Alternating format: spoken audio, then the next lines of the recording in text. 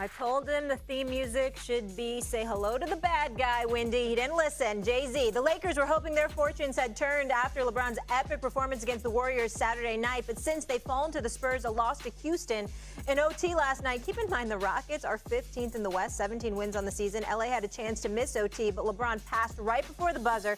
Melo missed that shot. LA has lost 9 of their last 12. The Lakers squad clearly dejected. LeBron, what's on your mind?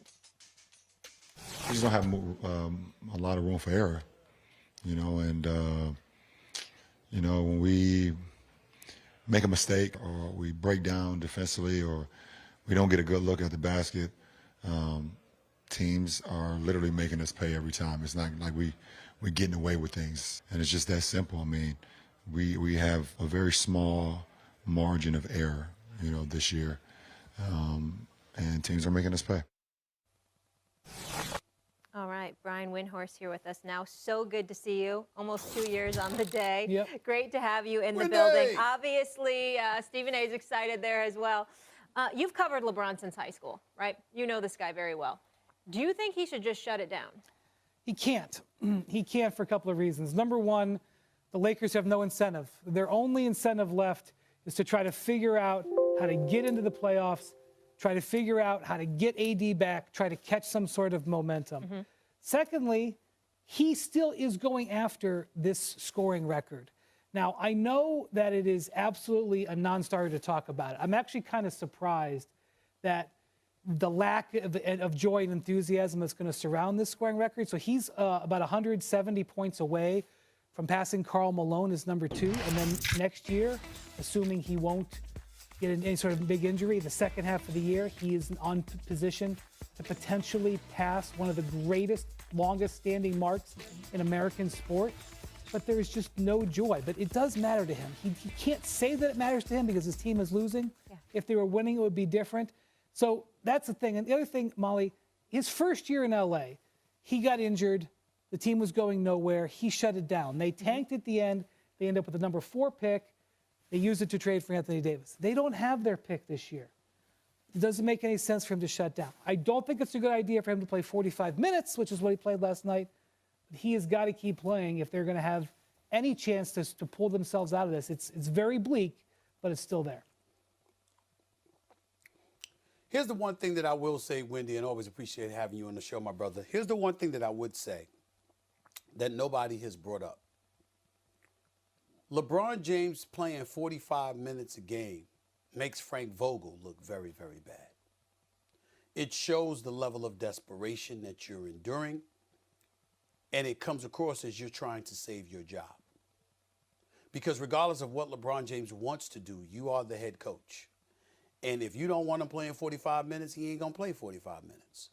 And so when you look at it from that perspective, and you look at how horrid the Los Angeles Lakers are defensively, and you look at what Frank Vogel's signature is supposed to be, which is defense, we know it's not his fault from the standpoint of the roster that was assembled. We know that he wasn't too keen on bringing Russell Westbrook to L.A. We know that he had a better idea and a better vision of how these Lakers should be built or whatever. But it doesn't mean that he's not going to pay the price for all the troubles that they've had this year, because he has shown an inability to fix it. In the end, when you have LeBron James, as horrible as Russell Westbrook has been this season according to his standards, not ours, not somebody else's, but his standards, as bad as he's been this season, he's still Russell Westbrook. It's still LeBron James. And for the vast majority of this season, you've had at least 2 of the big 3 on the court together.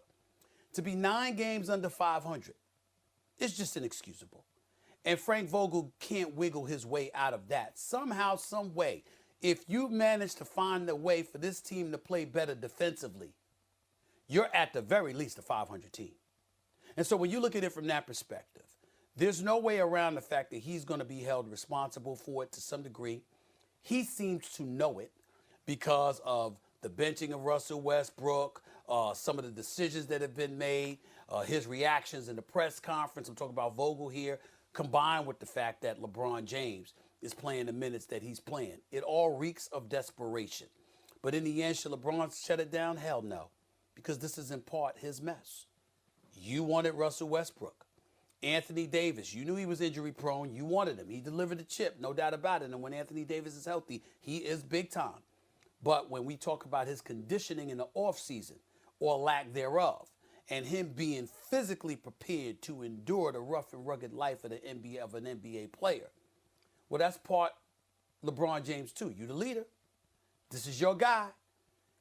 Everybody expects you to have a bit more influence than you had. You can't just sit back and say, that's on them, that ain't on me, because it all affects you.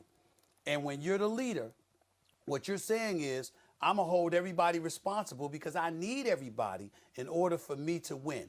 And when cats ain't getting it done and they can't find a way to wiggle their way around some of the tumultuous times that they're having, that's on part on LeBron James as well, which is why you shouldn't shut it down. You're a part of this mess that's been made. Help fix it. Yeah, and the other thing is, I got to be honest with you.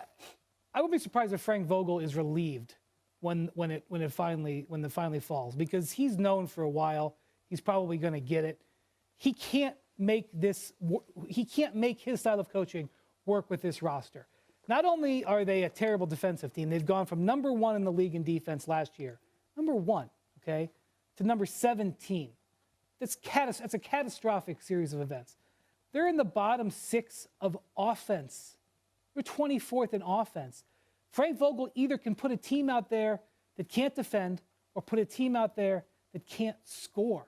And one of the things that's happened this year, Stephen A., they've gotten credit for, like, oh, they found Stanley Johnson. Oh, they found Austin Reeves. Oh, Malik Monk. Part of the reason those guys are playing a lot is because the guys that they had to beat out were not very good. You know, it's not a good sign for an organization when you sign somebody off the street that nobody wanted and all of a sudden they're a major role player.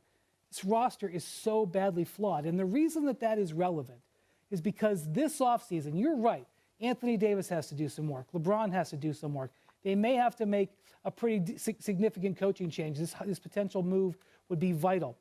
The Rob Pelinka has to be a superstar this offseason, trying to figure out how to get out of the Russell Westbrook situation and sell something to his owner, because Jeannie Buss is the one that has to say, yes, we'll trade the 2027 pick. Yes, we'll trade the 2029 pick. That's going to be hard. Well, let's put it in its proper perspective. And we all love Jeannie Buss. We love Jeannie Buss. But do you understand that whether it's true or not, because we don't know definitively whether it's true or not, Molly, in all fairness to Jeannie Buss, you have people arguing that she listened to Linda and Kurt Rambis more than she listened to Irvin Magic Johnson, which is one of the reasons he was willing to walk out the door, because she gave cachet and credence to people who didn't deserve any significance whatsoever when it comes to basketball decisions. Not to mention people like Tim Harris in the business department and other folks. You know, you had people that were in Magic Johnson's way. And so when you look at a guy like Rob Pelinka, Wendy's right. He's absolutely going to have to be a superstar in this offseason. Here's the question. Is he capable of it? And do the Lakers know any better? Because how the hell did you assemble this roster to begin with? When you really look at it, you know what you got as a roster, and you know what kind of coach you have. And even though Vogel is a championship coach, he's sort of been exposed from the standpoint of having an inability to adjust to the roster that was handed to him. Like you said, Wendy, operative words need to be paid attention to here as it pertains to what came out of your mouth. He can't win his way. Well, the great coaches find ways that may not necessarily be their way in order to win. And in the end, Vogel hasn't been able to do that. With LeBron James playing at an MVP level, by the way, because you couldn't fix Russell Westbrook. And somewhere along the way, folks didn't prioritize making sure that Anthony Davis was fit and ready to endure the I don't think Red grueling Auerbach could have tendencies fixed of an this NBA Westbrook. season. I don't think Red Auerbach could have fixed this Westbrook fit, though, Stephen A. I mean, obviously, he's going to get fired. He hadn't done a good job. I was trying to figure out, I've talked to people, I'm trying to figure out what could they do with Westbrook to make this work. I haven't talked to anybody that has an idea. I can tell you. Some people talked about bringing him off the bench or having him play with the second unit. Michael Wilbon religiously points out how Scottie Pippen started but still played most of his time with the second unit. The point is that if you Russell Westbrook outside of that, where that would make him the #1 offensive option, you know what you could have done, Wendy? Tell him to stop shooting them damn jump shots. I need you to attack the basket. I need you to attack or kick. Attack or kick. Because I got news for you. Malik Monk can play. And Malik Monk has not done a bad job for the Los Angeles Lakers this year. This brother's got some talent. I think he's a younger version of J.R. Smith. Very streaky in terms of what he can do, but he's no scrub. And Melo hasn't been god-awful. Melo has done what Melo is supposed to do for the most part. We know what he is at this stage and point in his career. But you've got to have a leader with the ball in their hands at all times. And that's what they've been incapable of finding out whenever LeBron James doesn't have the ball in his hands. It's a big problem. Yeah, Anthony Davis, by the way, is having that ankle reevaluated today. Wendy, great to have you back with us. Molly. We'll talk to you soon. Still to come on First Take, they call it the city of brotherly love. Not today, though, as Harden